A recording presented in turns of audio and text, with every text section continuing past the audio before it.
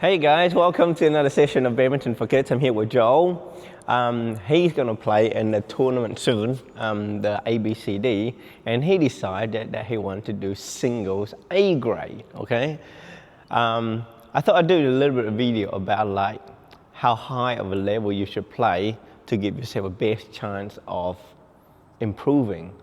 Yeah, so maybe we'll go back a bit because you're so tall.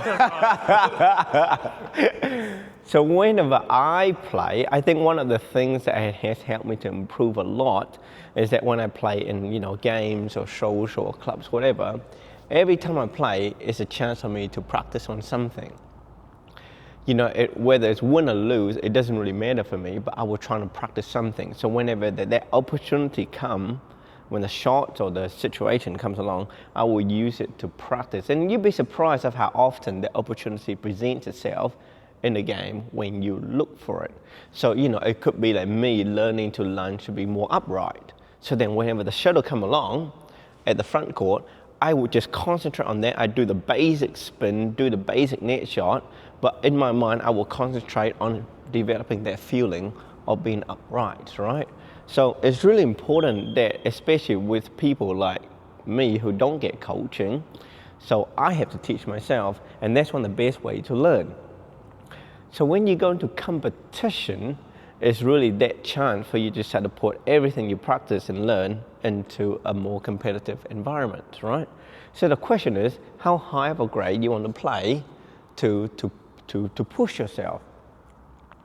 So when you play in a level that you're quite comfortable with, right? So let's say, you could be B or C grade or whatever it is. When you play against players who you're more comfortable with, essentially, you are not rushing. You're not being pushed mentally and physically. And what it means is then it allows you the chance to really concentrate or have more of a chance to be relaxed and able to work on a lot of the basic skills that you've been developing. So that's one thing. Because trust me, when you're under pressure and you're chasing shuttles, all your basic skills go out the window, okay? Because you're gonna go, oh crap. That's all you'll be doing, and you're gonna look horrible on a badminton court, right? So when you play with easier players, you can really work on everything that you've been practicing on. The other advantage of when you play with similar level or lower level than you, then you start to practice the art of controlling the game. Controlling the shuttle, controlling the pace, controlling where you want them to be, control the strategy of it. And you're able to start to learn to read the players, the pattern that they move, the pattern of shots that they make, right? And then you're gonna start to learn how, anticipating the game a lot better. Because like one of the big things, there's one of your favorite YouTuber, Tobias. Oh yeah. He did a video recently where he said he's not one of the world top players. And in one segment, he talked about he played with like that Denmark coach. I forgot his name. Peter Gay? No, not Peter Gay. Another guy, Denmark coach. And he said like that coach didn't play for a while. It's just a fun game, and he felt like he was at the peak of his, like physical form. So Tobias was really excited to play, but he got completely trashed.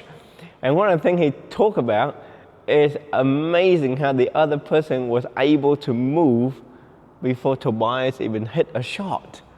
So that person has like massive wealth of experience of playing against the best of the best. So when he play against someone like Tobias, even though Tobias, top 200 in the world, which is way better than us, right? But the other guy was like, he just knew what to do, where to go. And that's because he was able to read the play and control the play. So when you play in that lower level, so don't think it's a waste of time or anything, right? You learn to read, you learn to control. And that can help you to a lot when you start to move into high and high and high level, right? So when you play in a tournament against better people, what you were learning is this. You're going to learn how physically hard it is to play against those guys. Another thing you're going to learn, and they're going to catch you by surprise as well, is how consistent the players will be, the difference in the level. So the lower level, you'll find is that like within a few shots, most of the time the rally's over. It's done. They make a mistake or you make a mistake, right? Yeah. But when you get to the A grade level, mistakes just don't come very often. And especially when you start to get into like, the semi-final and the finals, those rallies just go on and on and on. And if your shot quality is not good, the rally just go on. You just can't get points of them, right? The other thing that you're going to start thinking about as well is that like, oh my goodness, this guy just don't make mistakes. I've got to win points. And so what happened? You start putting pressure on yourself that you have to hit winners. Yeah. And when that pressure comes, that's when you start making mistakes, right? So then it starts to train you about respecting them. It's that the rally will keep going. You have to start teaching yourself to be patient as well and the art of building rallies. When you play lower level, you don't have to worry about building rallies because rallies don't last very long, right? It's over pretty quick. Most of the time it's either be a smash or a drop. That's when you win rally. Yeah. But when you play against the top guys, you have to get them out of balance, out of position before those smashes or those drops can work, right? So then you have to get them moving a lot more to open up court, to get them off balance, and that's when the winning shots will start to come. The other thing you find about the better guys, not just how fast the game really is, you start going to notice the quality of their shot, especially when you don't have that quality yourself. Suddenly, the drop shot is that much closer to the net. It's that much faster. The clear, if they want a punch clear, suddenly you don't have enough time to even turn, right? And that's when you start to appreciate the importance of your basic footwork to get you ready and the importance of able to read the play and adapt to it.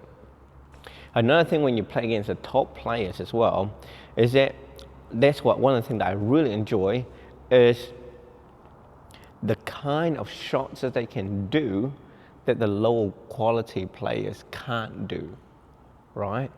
And when you consistently exposed to that kind of level, what you find is that at first you're going to find the court massive because like, holy crap, they can hit anywhere from any position. But once you start to adapt your mind and your movement and start to able to pick those shots up and get them, you see that court going to start shrinking and shrinking and shrinking. And eventually you're going to be more comfortable with the quality of the shots that are coming. And then you're going to find that like, oh, that's how they hit that shot. Suddenly it's starting to go in your brain and go, I want to learn to hit that shot too. Those shots that you never thought were possible, suddenly now you can go, I want to learn that shot too. So start to build that kind of shots quality into your game as well, right? But the reality is you won't be able to pick all those shots up unless you have a basic foundation. So I think like just to recap, when you play with lower level players or people that you're comfortable with, you're able to work on your foundations a lot more. You're going to start working on your reading of the game, controlling the game, which is really important. And when you're playing against high level, it's about getting the speed, getting the stamina up, but it's about, the big thing is getting that consistent and that quality up and really trying to be patient to build that rallies. And basically, whenever I play the better players, my biggest aim is always trying to get the shuttle over the net, no matter what it is, right? Because I don't want to give them an easy point. I know they're going to win already, right? But I want them to work hard for it. Yeah. Even if they have to smash a winner, it's better for me to lift and give them that smash of a winner and give myself a chance to defense rather than lift into the net. Does that make sense? Always force them to hit the winning shot. I think that's a big mentality when you play against top players. So if you guys have a chance to go to a tournament, highly recommend it. The way you think, the way you feel, the way you plan yourself, it's so different in a tournament day. And one of the worst things that I hate when it comes to tournament day is cramps. Oh my goodness. I can play with cramps. Oh, yeah. Yeah. Because when I play with us, I can play for 2-3 hours nonstop. I think one time when Peter was up here, we played for 4.5 hours nonstop. So many smashing and stuff, not a problem. But when you go to the tournament and you have like half an hour break between games, oh my goodness, that lactic acid buildup, it just kills you away. So it's something you have to learn to train yourself for that as well. But tournaments, go for it. You're gonna have so much fun at tournaments. And the great thing about tournament as well is that I, along with my kids and my daughter Maylin, one big emphasis of me when I go to tournament is to make friends, okay, right?